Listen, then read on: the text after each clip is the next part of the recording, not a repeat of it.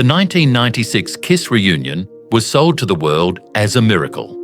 The 4 original members, back in the makeup, back on stage, reclaiming the throne of rock and roll. Tiger Stadium sold out in minutes. Promoters were calling it the return of the Kings. But while the fans saw magic, the lawyers saw leverage, because when Ace Frehley and Criss stepped back onto that stage, they weren't partners, they weren't owners, they were employees, hired guns, in their own band. And the document they signed didn't just bring them back, it guaranteed their eventual destruction. This isn't a story about drugs. It isn't a story about creative differences. This is a story about the single most ruthless contract in rock history. A contract that turned a legendary band into a cold, hard corporation. To understand the betrayal, you have to understand the timeline. Go back to 1995. Kiss, the band led by Gene Simmons and Paul Stanley, was struggling. They were playing clubs, small arenas. The grunge movement had pushed them to the side. Meanwhile, Ace Frehley and Criss were broke. They were playing high school gyms and conventions, signing autographs for cash. The power dynamic was completely unbalanced. Then came MTV Unplugged. The producers begged Gene and Paul to bring the original guys out for a few songs. They agreed. And the reaction was nuclear. The world didn't want the new Kiss. They wanted the originals. Gene Simmons is a businessman first and a musician second. He saw the demand, but he also saw the risk. He looked at Ace and Peter, and he didn't see brothers. He saw liabilities. So, when the negotiations for the reunion tour began, Gene and Paul laid down the law. In the 1970s, Kiss was a democracy. 4 votes, 4 checks. If Peter didn't want to tour, they didn't tour. But in 1996, democracy was dead. The offer was simple. We, Gene and Paul, own the car. You are just passengers. Ace and Peter were offered a flat fee per show. No percentage of the merchandise, no percentage of the ticket back end, no ownership of the brand. Think about that. Every t-shirt sold with Ace Frehley's face on it put money into Gene Simmons' pocket, not Ace's. Why did they sign it? Because they had no choice. They needed the money. And Gene knew it. Gene famously said, "You don't get paid for what you used to do. You get paid for what you do now." And right then, what they were doing was working for him. The tour was a massive success, the highest grossing tour of the year. Millions of dollars poured in. For a moment, it seemed like it might work. Ace and Peter were sober. The shows were tight. The money was good enough to make them forget they were employees. But then came the next hurdle. The album, Psycho Circus, released in 1998. Marketed as the first album by the original lineup in nearly 20 years. The cover showed 4 faces. The press release promised a return to the classic sound. The fans lined up at midnight to buy it. But it was all a lie. The truth of Psycho Circus is one of the darkest secrets in the band's history. When it came time to record, Gene and Paul and the producer Bruce Fairbairn decided that Ace and Peter weren't reliable enough. They didn't want to waste studio time. They didn't want to deal with the drama, so they ghosted them. Ace Frehley would sit in his hotel room, waiting for a call to come to the studio. A call that never came. While Ace was waiting, another guitarist was in the studio playing his parts, Thayer, the band's tour manager, and Gene's right-hand man.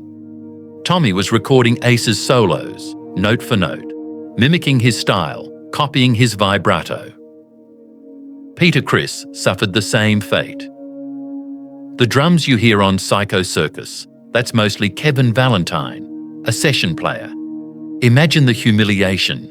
You are Ace Frehley, the Spaceman, you invented the style.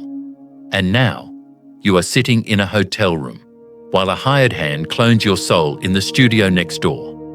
Ace only played on 2 songs on the entire album. Peter played on 1. But when the album launched, they had to sit in front of the cameras. They had to smile. They had to tell the press, "We're back."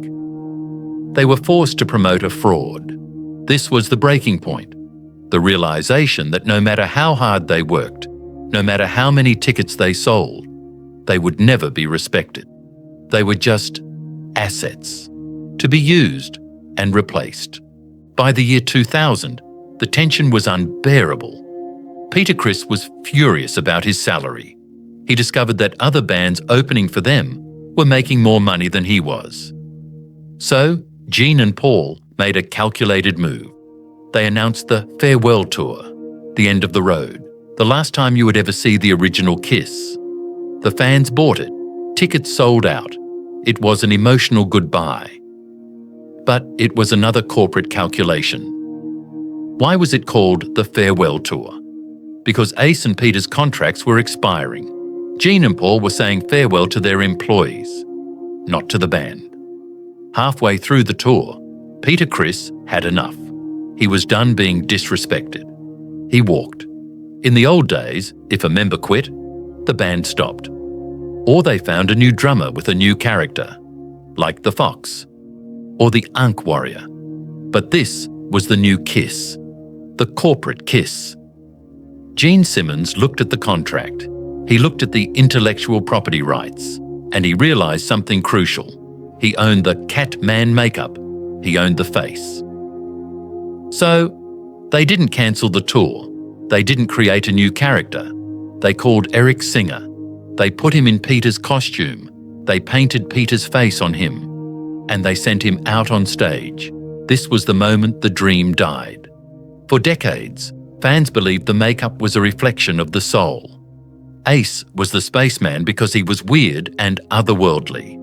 Peter was the Catman because he had 9 lives. But when Eric Singer walked out wearing Peter's face, Gene Simmons sent a message to the world. These aren't people, these are uniforms. Like Mickey Mouse at Disneyland. It doesn't matter who is inside the suit, as long as they wave on cue. Ace Frehley watched this happen. He saw Peter replaced by a clone, and he knew he was next. He finished the tour, and he left. And sure enough, Tommy Thayer, the man who copied his solos in the studio, was painted up as the Spaceman. So here we are, decades later. Kiss continued to tour for another 20 years, making millions, filling stadiums. But the question remains. Gene Simmons and Paul Stanley won the war. They secured the bag. They protected the asset. They proved that a band can run like a Fortune 500 company.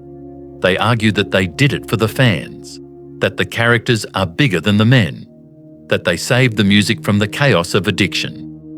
And maybe, from a business perspective, they are right. But rock and roll isn't about business. It's about danger. It's about chemistry. It's about 4 guys in a room creating something that cannot be replicated. The 1996 reunion proved one thing. You can buy the makeup. You can buy the costumes.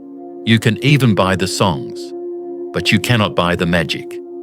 When Ace and Peter signed that contract, they didn't just sign away their rights. They signed away the band's soul. And what was left was just a very profitable tribute band.